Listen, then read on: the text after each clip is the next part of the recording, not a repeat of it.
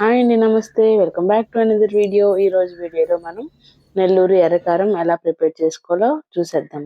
ఇది ఇడ్లీలోకి, దోశలోకి చాలా బాగుంటుంది. మీరు ట్రై చేసేయండి.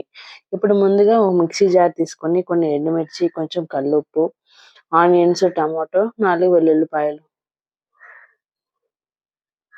మిక్సీ జార్లో వేసుకొని మనం మెత్తగా గ్రైండ్ చేసుకోవాలి. ఇది కొంచెం థిక్గా ఉంది. కొంచెం వాటర్ పోసుకొని మరోసారి మెత్తగా గ్రైండ్ చేసుకోవాలి. ఇలా సర్వ్ చేసుకున్న బాగుంటుంది. దీంట్లో పోపు వేసుకుంటా ఇంకా బాగుంటుంది. ఇప్పుడు ఒక ప్యాన్ తీసుకొని కొంచెం ఆయిల్ వేసి హీట్ అయ్యాక 1 టేబుల్ స్పూన్ ఆవాలు, 1 టేబుల్ స్పూన్ జీలకర్ర, 1 టేబుల్ స్పూన్ మినపబేడలు ఉంటాయి కదా, అవి ఒక 1 టేబుల్ స్పూన్,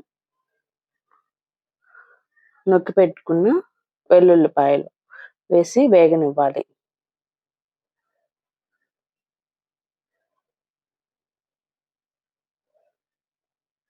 ఇవి వేగిన తర్వాత మనం